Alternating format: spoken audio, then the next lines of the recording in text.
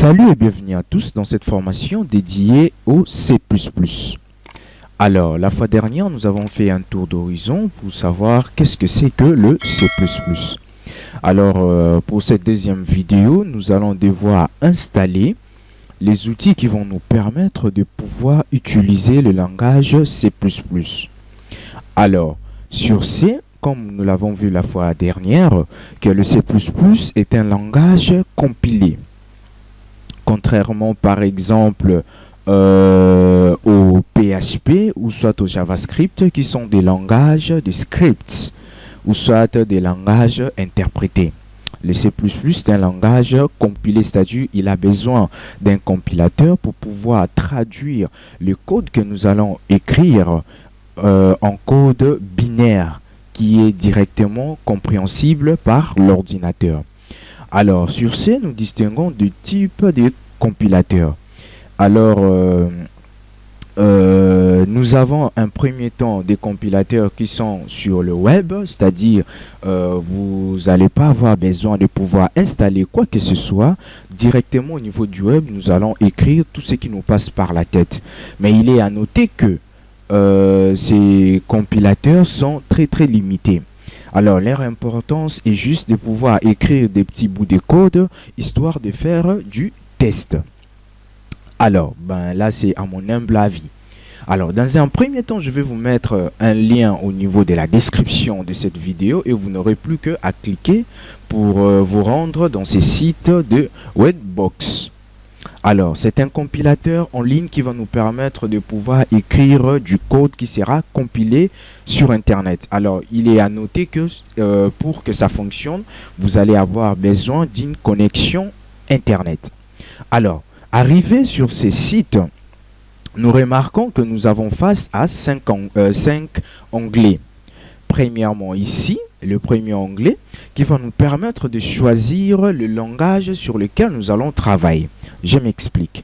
Dès que vous osez cliquer sur ces menus déroulants, vous allez avoir une liste de langages à utiliser et de l'autre côté, une liste de versions ainsi que de compilateurs à pouvoir utiliser. Alors sur ce, moi, vu que nous sommes ici pour le C++, vous allez cocher le C++ ainsi que le compilateur GCC. Il y a aussi le Clang. Mais moi, je préfère le GCC. Et déjà par défaut, vous voyez qu'il y a le C++ ici en vert.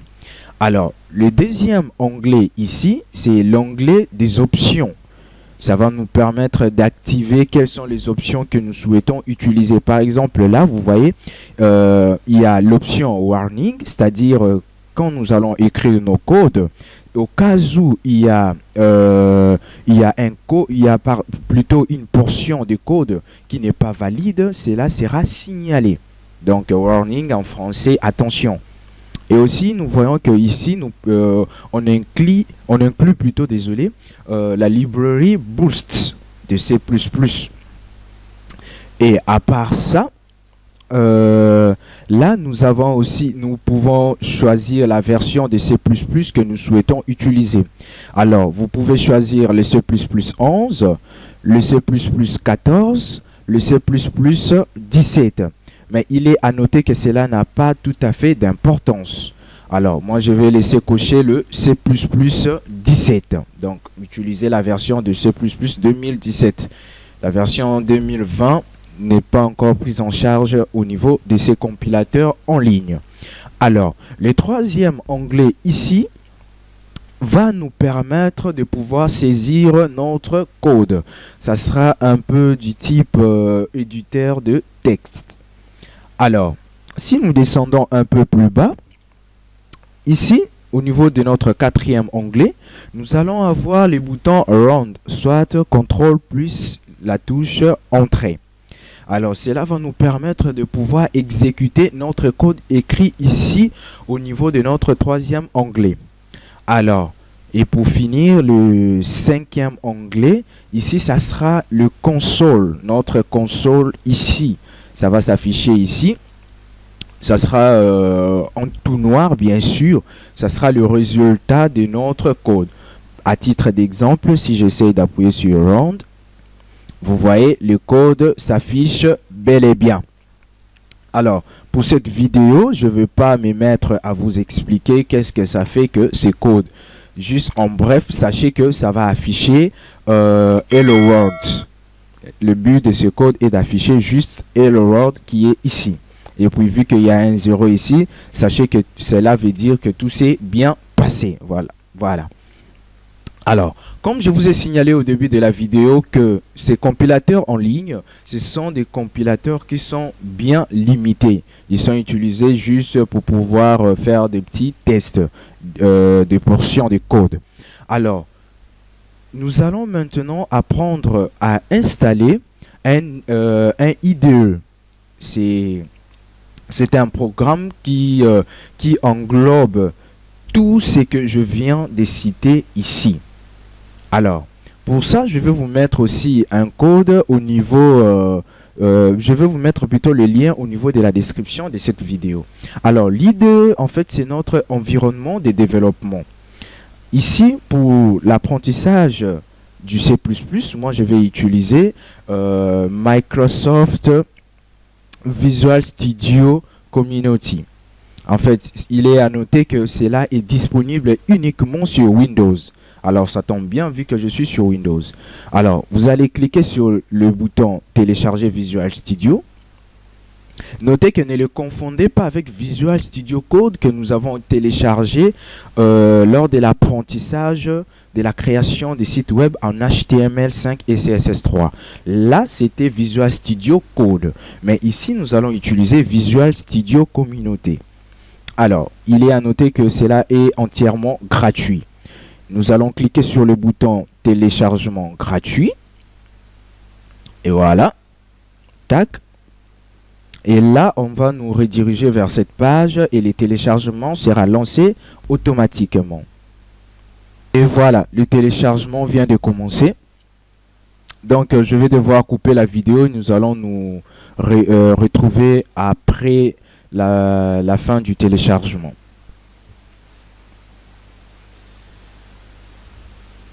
Voilà, une fois que le téléchargement finit, nous allons ouvrir pour exécuter. Et là, nous allons maintenant installer. Cliquez sur oui.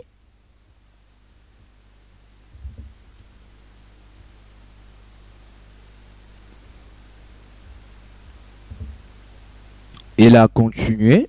Je serai obligé de pouvoir couper la vidéo et nous allons nous retrouver après, vu que cette partie va mettre énormément du temps. Merci.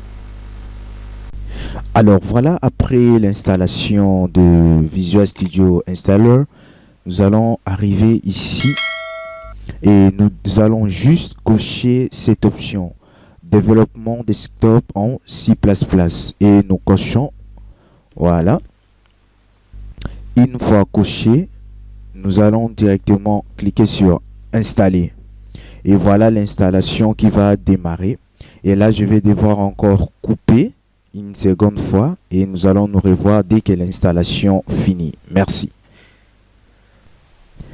Voilà, après le démarrage, donc on attend que Visual Studio puisse se lancer.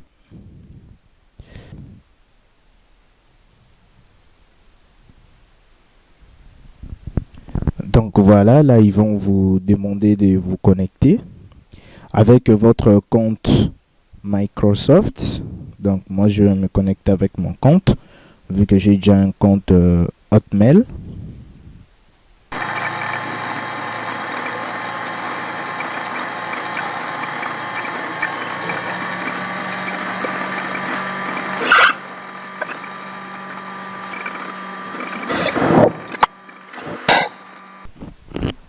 Voilà, donc là nous sommes au niveau de l'accueil de Visual Studio 2019. Il faut faire juste des petites configurations.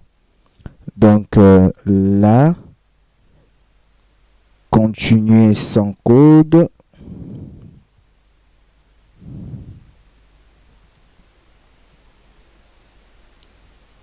Nouveau projet, nous allons cliquer sur menu fichier, sous option nouveau et puis cocher l'option projet.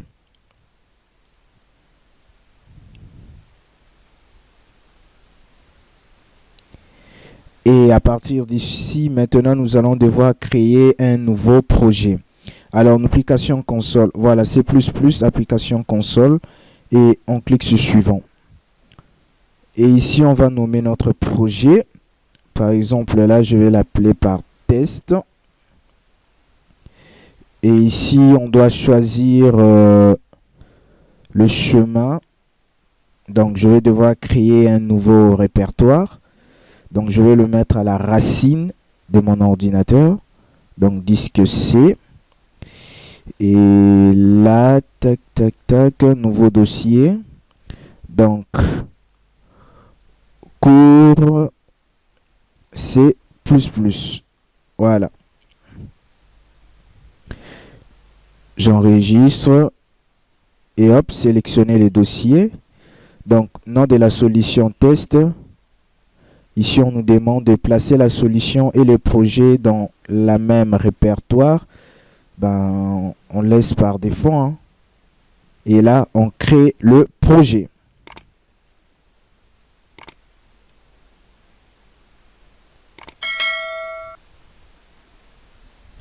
Et voilà. Là, nous avons le squelette de notre projet, ou s'il faut le dire, c'est déjà notre projet. Et comme ça, on se donne le rendez-vous le vendredi prochain, là où je vais vous expliquer concrètement que fait ce code et comment on fait pour pouvoir rajouter des fichiers, séparer des fichiers. Alors sur ce, je vous dis ciao, ciao.